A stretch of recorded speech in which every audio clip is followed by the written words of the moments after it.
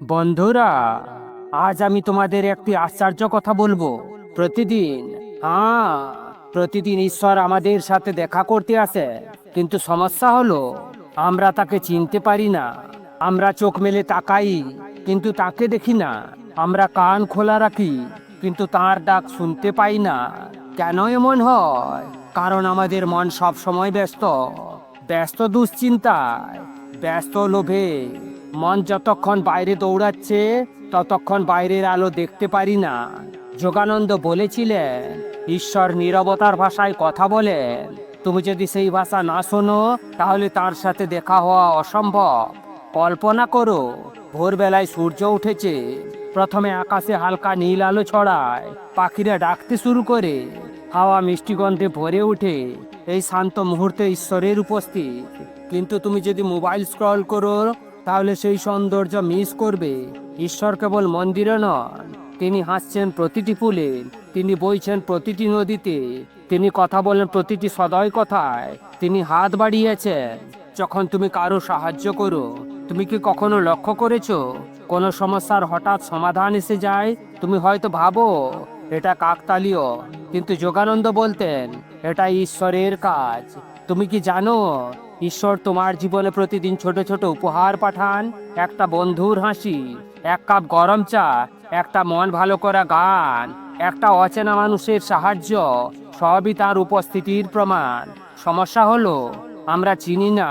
আমরা ভাবি ঈশ্বর মানে কেবল অলৌকিক দৃশ্য, আকাশ পেটে নামবেন, বজ্রের মতো কথা বলবেন, এমন কিছু। কিন্তু না, ঈশ্বরের স্টাইল খুবই নরম। তিনি নিঃশব্দে আসেন। তুমি যদি মন খোলা রাখো, তবেই তাকে চেনা যাবে। কখনো কখনো আমরা দুঃখে থাকি, তখন মনে হয় ঈশ্বর আমাদের ভুলে গেছেন। কিন্তু যোগানন্দ বলতেন, দুঃখের মধ্যেই ঈশ্বর সবচেয়ে কাছাকাছি থাকেন, কারণ তখনই আমরা তার দিকে হাত বাড়াই।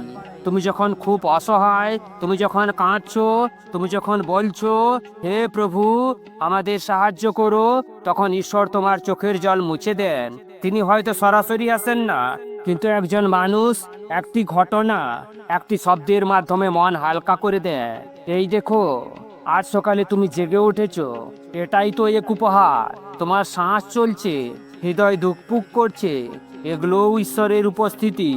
যোগানন্দ সব সময় বলতেন, প্রতিদিন কৃতজ্ঞ হও, কারণ কৃতজ্ঞতা হলো ঈশ্বরকে চিনে নেওয়ার প্রথম ধাপ। তুমি যত কৃতজ্ঞ হবে, তত বেশি তার উপস্থিতি অনুভব করবে। তুমি হয়তো বলবে, আমার জীবনে কেন এত সমস্যা, কৃতজ্ঞ হব কিভাবে? তখন মনে রেখো, যত বেশি সমস্যা, তত বেশি সুযোগ ঈশ্বরের সাথে দেখা হওয়ার। কারণ সমস্যা আমাদের শেখায় ধৈর্য, বিশ্বাস, সহনশীলতা। যখন কোনো বিপদ থেকে তুমি বেঁচে গেলেন, যখন অসম্ভব কোনো কাজ হঠাৎ সম্ভব হলো, যখন তোমার মন অকারণে শান্ত হয়ে গেল, তখন বুঝবে ঈশ্বর পাশেই ছিলেন। বন্ধুরা, ঈশ্বরকে চেনা কঠিন নয়, কিন্তু মন খুলতে হয়। মন যত শান্ত হবে, ঈশ্বর তত স্পষ্ট হবেন।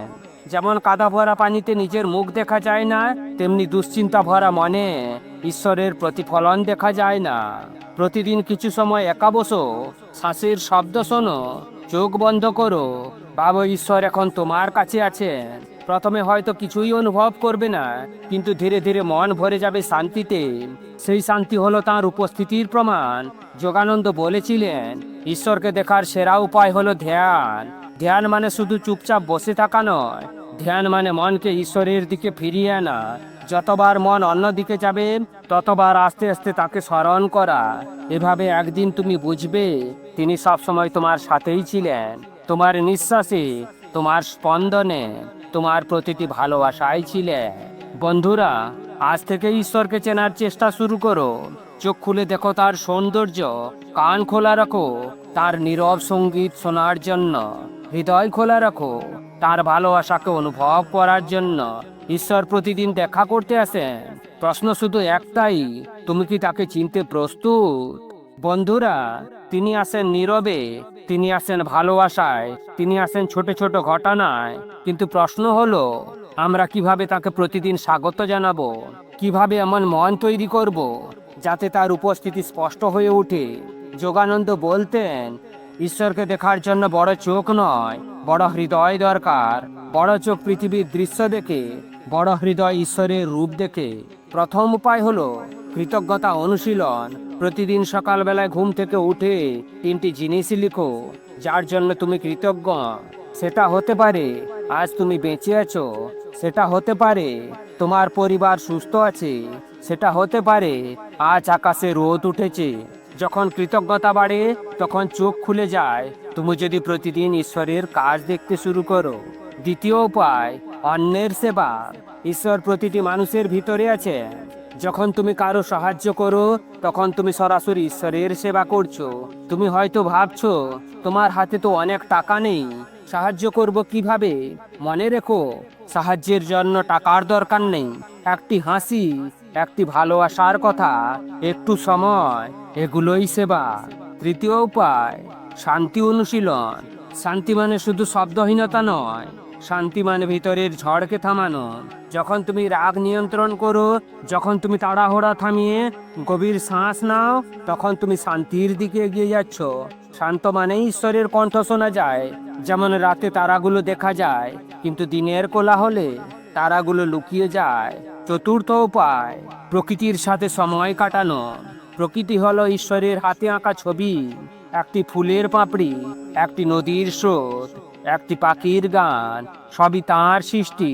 প্রতিদিন কিছুক্ষণ বাইরে বের হও, গাছের পাতায় বাতাসের নাচা দেখো, সূর্যের রং দেখো। এগুলো দেখার সময় অনুভব করো ঈশ্বর এখন তোমার সাথে আছে। পঞ্চম উপায় ধ্যান। ধ্যান মানে মনকে ঈশ্বরের দিকে ফিরিয়ে আনা। প্রথমে মন অস্থির হবে, হাজার চিন্তা মাথায় আসবে, কিন্তু হাল ছেড়ো না। দিনের পর দিন চেষ্টা করো। ধ্যানে এক সময় মনে হবে একটা আলো ভিতরে জ্বলছে। সেই আলো হলো ঈশ্বর। তিনি সব সময় ভিতরে ছিলেন, তুমি শুধু দেখতে শিখে গেছো। বন্ধুরা, আমরা ভাবি ঈশ্বর খুব দূরে, তাকে পেতে হলে অনেক তপস্যা করতে হবে। কিন্তু যোগানন্দ বলতেন ঈশ্বর তোমার এক নিঃশ্বাস দূরে, তুমি শুধু মন খুলে ডাক দাও তাকে। তুমি কি কখনো লক্ষ্য করেছো কোনো বিপদে পড়ে তুমি বলছো, হে প্রভু আমাকে বাঁচাও, আর হঠাৎ সমাধান এসে গেছে? আর এটাই ঈশ্বরের দ্রুত উত্তর। তার উত্তর সবসময় সরাসরি নয়, তিনি প্রায়ই অন্যের মাধ্যমে উত্তর দেন। একজন বন্ধু ফোন করে সমাধান বলে দেয়, একটি বইয়ের পৃষ্ঠা খুলতেই চোখে উত্তর পড়ে। হয়তো হঠাৎ তোমার মন শান্ত হয়ে যায়। কখনো কখনো ঈশ্বর আমাদের ধৈর্য শেখান। তুমি ভাবছো তিনি শুনছেন না, কিন্তু আসলে তিনি সঠিক সময়ের জন্য অপেক্ষা করছেন যেন তুমি প্রস্তুত হও। যেমন একজন কৃষক বীজ বপন করে বীজ সঙ্গে সঙ্গে ফেলে দেয় না, সময় লাগে, তেমনি ঈশ্বরও জানেন কখন তোমার জন্য সেরা সময়। বন্ধুরা, ঈশ্বরের সাথে সম্পর্ক হলো বন্ধুত্বের মতো। প্রতিদিন কথা বলতে হয়, তাকে জানাতে হয় তোমার আনন্দ, তোমার দুঃখ, তোমার স্বপ্ন। তুমি যত বেশি কথা বলবে তত বেশি তার কণ্ঠ চিনতে শিখবে। যোগানন্দ বলতেন ঈশ্বর ঠান্ডায় নয়, তিনি জীবন্ত বন্ধু। বন্ধুর সাথে যেমন মন খুলে হাসো, তেমনি ঈশ্বরের সাথে হাসো। তার কাছে কিছু লুকিও না। যখন তুমি একা বোধ করো তখন মনে রেখো তুমি কখনো একা নও। তুমি হয়তো মানুষের চোখে একা, কিন্তু ঈশ্বর তোমার সাথে হাঁটছেন। প্রতিদিন রাতে ঘুমানোর আগে তাকে ধন্যবাদ দাও। আজকের দিনের জন্য ধন্যবাদ দাও, শ্বাসের জন্য ধন্যবাদ দাও, পরিবারের জন্য ধন্যবাদ দাও। তুমি যত বেশি ধন্যবাদ দেবে তত বেশি বুঝবে তুমি আসলে ঈশ্বরের আশীর্বাদে ঘেরা। বন্ধুরা, এইভাবে প্রতিদিন ঈশ্বরকে স্বাগত জানানো যায়। তুমি শুধু মন খোলা রাখো, কারণ তিনি প্রতিদিন তোমার দরজা কড়া নাড়ছেন। তুমি কি দরজা খুলবে? বন্ধুরা, ঈশ্বর প্রতিদিন আসেন। তিনি আসেন চুপচাপ, তিনি আসেন হাসি নিয়ে, তিনি আসেন ভালোবাসা নিয়ে। এখন কথা হলো আমরা কিভাবে এই সত্যটা প্রতিদিন মনে রাখবো, কিভাবে এমন একটা জীবন কাটাবো যেখানে প্রতিটি মুহূর্তে ঈশ্বরের অনুভব করা যায়। প্রথম কথা, বিশ্বাস রাখো। বিশ্বাস মানে চোখ বন্ধ করে বসে থাকা নয়, বিশ্বাস মানে অভিজ্ঞতার উপর দাঁড়ানো আস্থা। তুমি যখন তার উপস্থিতি অনুভব করবে তত বেশি বিশ্বাস পোক্ত হবে। দ্বিতীয় কথা, অভ্যাস তৈরি করো। প্রথমে কঠিন লাগতে পারে, কিন্তু প্রতিদিন ঈশ্বরকে মনে রাখা অভ্যাসে পরিণত হবে। যেমন সকালে তুমি দাঁত মাজা ভুলে যাও না, তেমনি ঈশ্বরের সাথেও কথা বলা ভুলবে না। তৃতীয়, বর্তমানে থাকো। মন সবসময় অতীত বা ভবিষ্যতে ঘোরে, কিন্তু ঈশ্বর আছেন বর্তমানে, এই মুহূর্তে। তুমি যদি এখন বাঁচতে শেখো তাহলেই তাকে অনুভব করবে। চতুর্থ, নিজেকে সত্যি রাখো। পবিত্রতা মানে নিখুঁত হওয়া নয়, পবিত্রতা মানে স্বচ্ছ হওয়া। দোষ গুণ সব নিয়ে ঈশ্বরের কাছে দাঁড়াও, তিনি তোমার আসল চেহারাই চান। পঞ্চম, ভালোবাসা ছড়াও, এটাই তার ভাষা। কারো প্রতি সহানুভূতি দেখাও, কাউকে ক্ষমা করো, কাউকে ভালো কিছু বলো, হয়তো সেটাই কারো জীবন পাল্টে দেবে। ষষ্ঠ, নীরবতা শেখো। প্রতিদিন কয়েক মিনিট চুপ থাকো, ফোন থেকে দূরে থেকো, শুধু শোনো ভেতরের শব্দ। ধীরে ধীরে সেই নীরবতায় ঈশ্বরের কণ্ঠ শুনবে। সপ্তম, দিনের শুরুতে তাকে ডাকো, বলো আজকের দিনটি তোমাকে দিলাম। তখনই মন হালকা লাগবে, কারণ বোঝা আর তোমার একার নয়।